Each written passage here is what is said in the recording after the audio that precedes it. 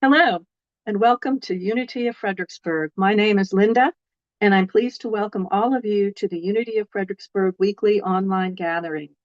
At Unity of Fredericksburg, we are advancing the movement of spiritual awakening and transformation through unity, a positive path for spiritual living.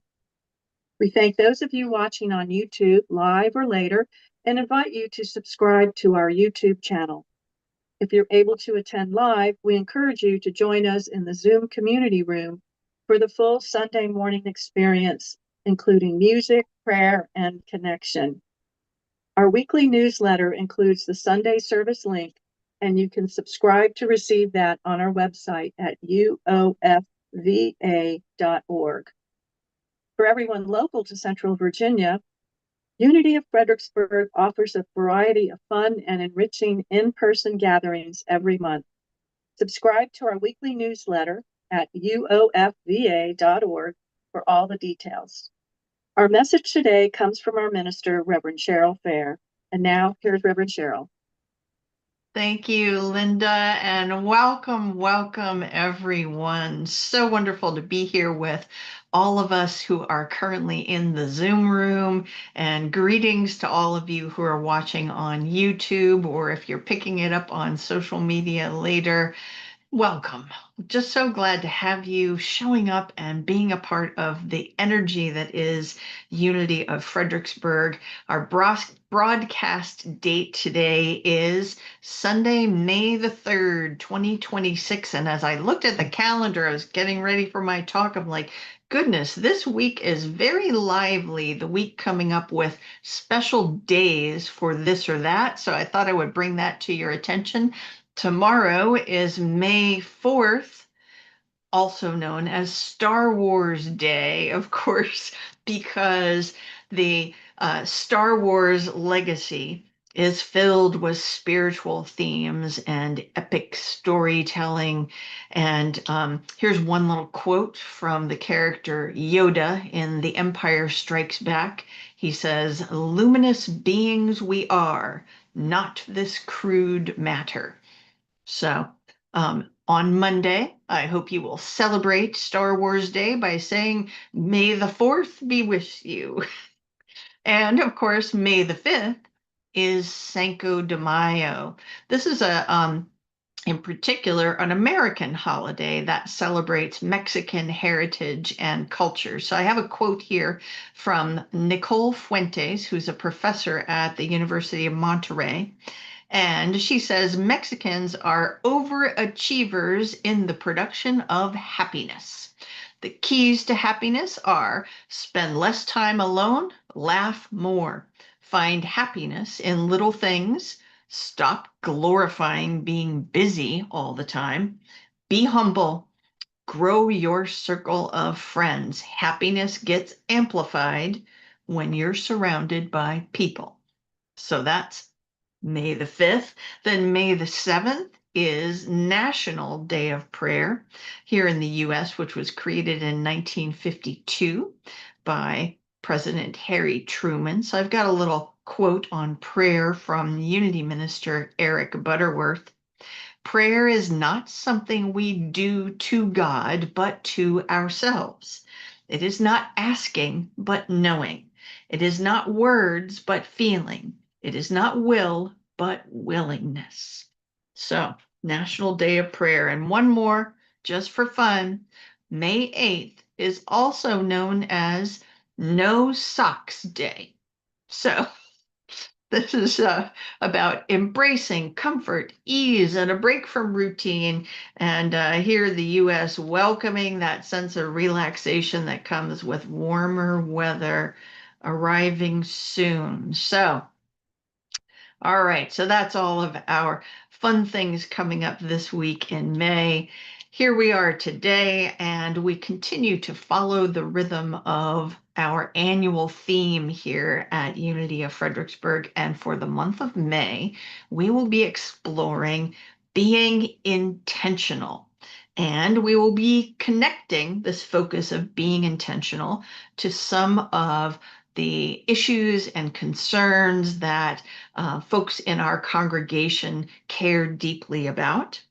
So Before we begin, I do want to take a moment to just clarify our intention here on Sunday morning, since we're talking about intention. Now, at Unity of Fredericksburg, our mission is advancing the movement of spiritual awakening and transformation through unity, a positive path for spiritual living. So we are all about spiritual awakening and transformation. So when we talk about issues and concerns in the outer world, whether it's something that's happening immediately in our lives or that we're seeing out in the world, our focus here on Sunday morning, the lane that we are in, is spiritual awakening and transformation. We're not here to provide guidance for you on how to manage your outer life, what to do or not do, choose or not choose. That's up to you. What we do seek is to provide some inspiration, some ideas for spiritual practices to enrich your human life, and encouragement to remain grounded in your divine nature in all situations and at all times. So, knowing all that, let's get going with our focus for May, being intentional. So, you all know that I really like to look at words and what they mean and kind of make sure we're on the same wavelength. So, my first question for this morning is, what is an intention? So, from a spiritual perspective, an intention is the conscious directing of inner energy, conscious directing of inner energy toward a particular focus. It's the why behind how we choose our thoughts and actions. A focused, deliberate alignment of awareness and desire and will. So I've got a couple quotes on intention from this lovely book called The Seat of the Soul. We're going to be talking about this book a lot more in the month of June, but for today, I've got a couple of quotes from the author Gary Zukav around intention. So here's what he has to say. Two different quotes. Every experience and every change in your experience reflects an intention. An intention is not only a desire, it is the use of your will. And here's the second quote. Intentions set into motion processes that affect every aspect of your life. So, if we are being intentional, what are the steps in setting an intention? How does that work? So, the first would be kind of identifying what it is that you want to embody or create. So that'd be number one. Number two, stating it clearly and positively. And that's where, the unity practice of affirmations comes in. It's like if I've identified something that I really want to embody or create in my life or in the world, then stating it clearly and positively. Number three, here's where you get into, how you manage your human life, connecting it to your behavior, how you would like to live this out. And four, revisiting it consistently. So that persistence, consistency, staying aligned with your spiritual beliefs and how it is that you are speaking and acting and making choices in the outer world. So all of this is a wonderful expression of unity teachings. So let's take all this preparation we've been doing, talking about intentions, our intention here on Sunday mornings, what intentions are, how we set intentions, and we're going to look at our particular focus for today, which is spiritual earth care. So this topic comes from the heartbeat of our community, out of our spiritual discernment, folks who care deeply for the earth and our relationship with the earth. Now, for many folks, interaction with the natural world essentially is their religion. And some of you might feel that way sometimes or a lot of the time. Here's a quote from American architect and designer Frank Lloyd Wright.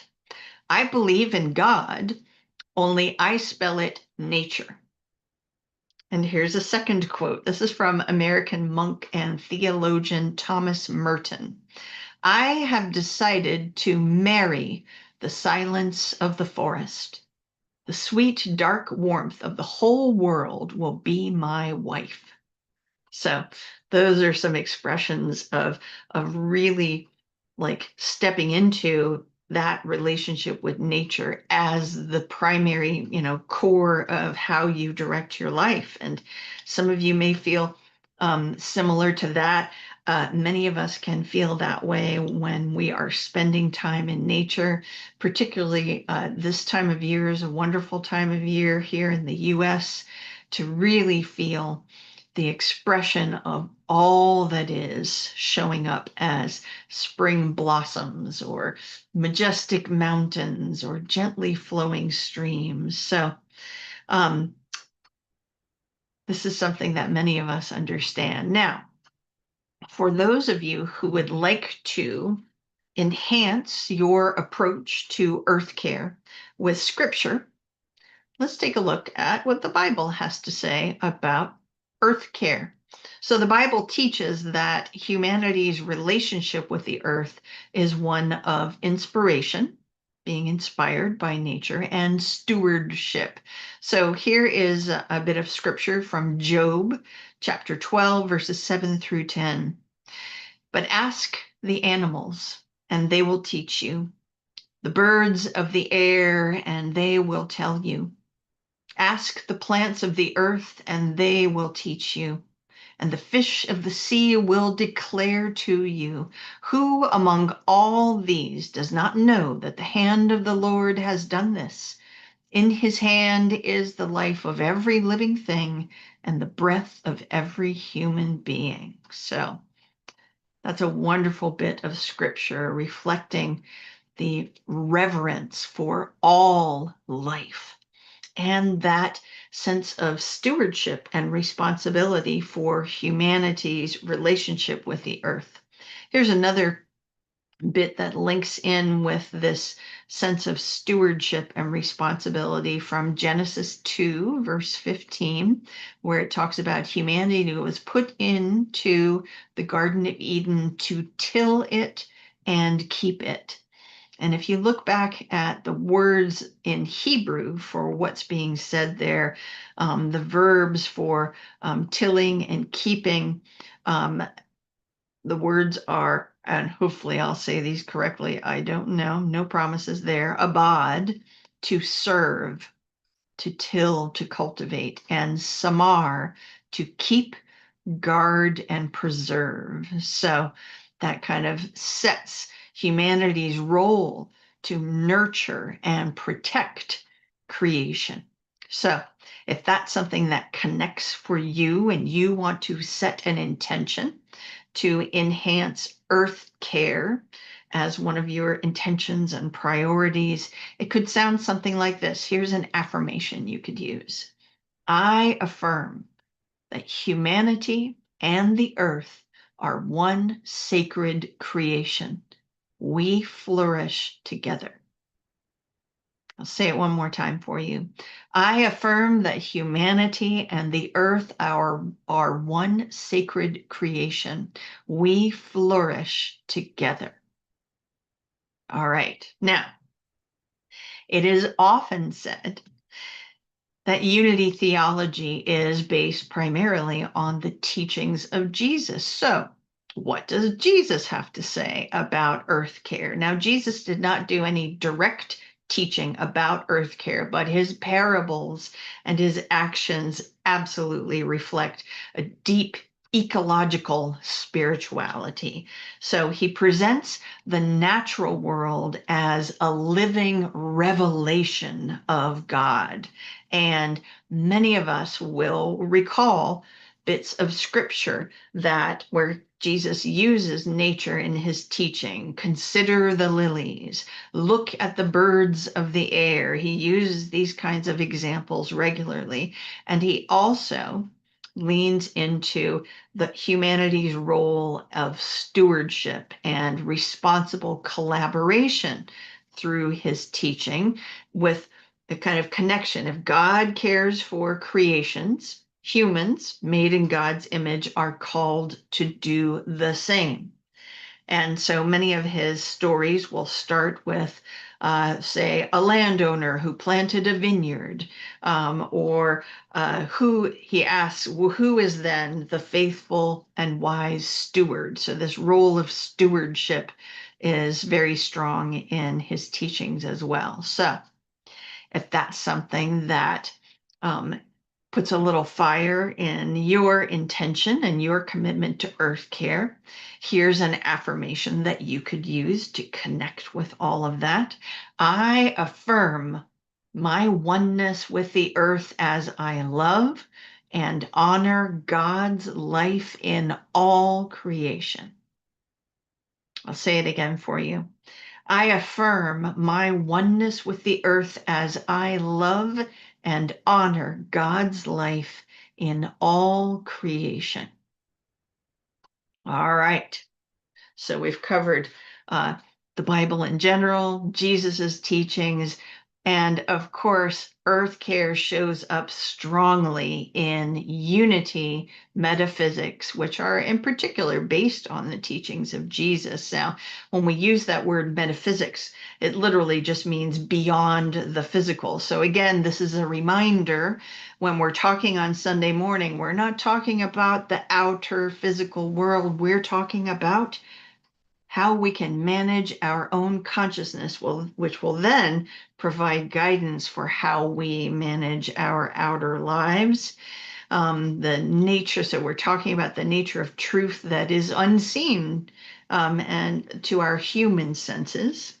Now, Unity founder Charles Fillmore, he presents the earth and the natural world as a living expression of divine life, and that humanity is meant to cooperate with the earth through consciousness, stewardship, and the right use of spiritual law. So, if you wanted to set intentions based on unity metaphysics, here's an affirmation you might use. I lovingly collaborate with the earth to establish the order, life, and abundance of the natural world. Here it is one more time. I lovingly collaborate with the earth to establish the order, life, and abundance of the natural world.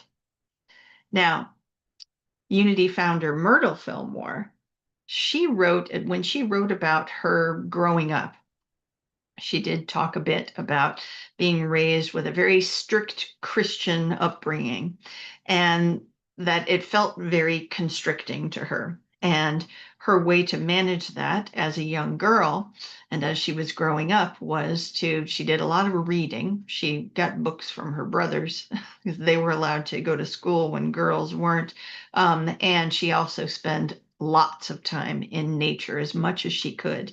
And she described that time as that space as a space of comfort and imagination and spiritual sensitivity. And she believed that all life is God life, including plants and animals and the land itself.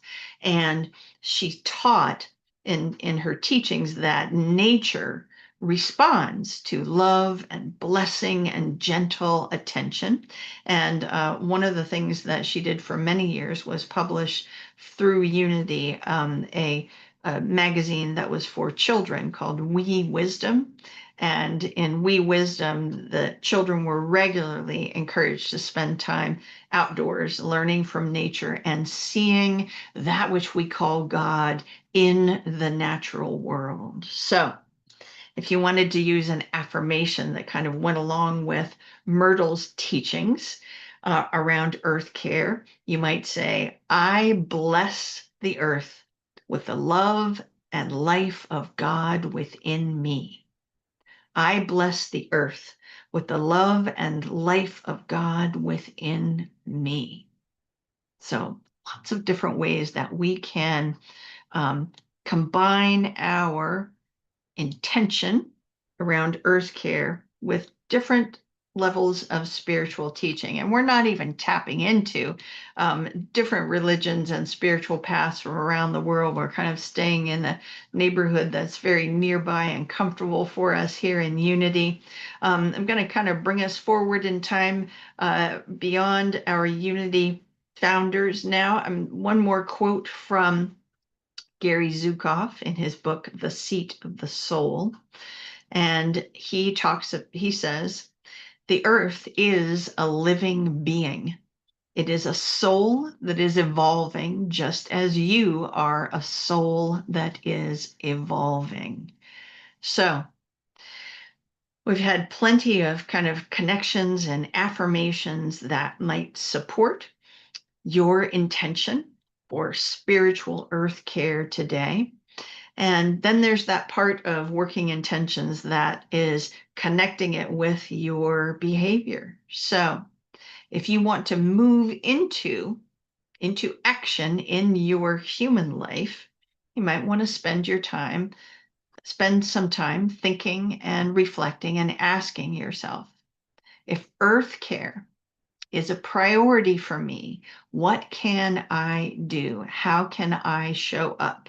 So beyond having affirmations that align with that intention and actively revisiting those, just ask yourself, what in my world, what opportunities are there? What would suit my life, my physicality, what would suit it? How can I show up around spiritual earth care? And there are many examples that you can look to in the outer world. So you could spend some time doing a little research and learning about the devotion of activists such as Greta Thunberg, who's a young woman. She's in her 20s now, but she first came to global attention when she was a teenager, credited with sparking what's called the Greta effect, influencing environmental awareness and youth engagement. So you could spend some time reading up on Greta and see what she's up to, what projects she's working on, if it's something that you can get involved with in some way. Another wonderful example, which came very nearby to Fredericksburg, Virginia, this past week, you can look at the lifelong advocacy work of King Charles III of the United Kingdom, who made a recent visit to the United States. King Charles has a history of over 50 years as an environmental activist. It began in 1970. When he was 22 years old, he gave a pioneering speech on pollution. And long before environmental concerns were mainstream, he was advocating for sustainability, organic farming, biodiversity.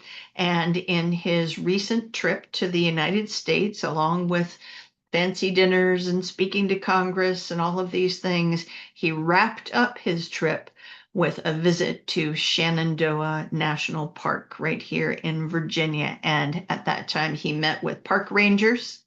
He toured the Dickey Ridge Visitor Center. He witnessed a falcon release. He met with the Monacan Indian Nation leaders, and he watched local students get sworn in as junior rangers. So be like King Charles. Go to a park. Talk to a park ranger. Demonstrate with the choices that you make what your priorities are and how you have set intentions. So, and even if all of those things are kind of beyond your capacity in your daily life right here and now, just look at simple ways that you can prioritize earth care in your life. So, just spending mindful time in nature. And of course, so many different hands-on activities, gardening, neighborhood cleanup efforts, looking at local organizations, whatever it is that you choose to do. We hope that this morning you've received some inspiration, some ideas, some ways that you can take that desire to care for the earth in a more intentional way and move it into your consciousness where you are affirming it regularly, asking yourself how I can move this into something that can be a larger part of the choices I make in my outer life. So we're going to take all this and move into our time of meditation together. So I'm going to invite you to take a deep breath, if you would.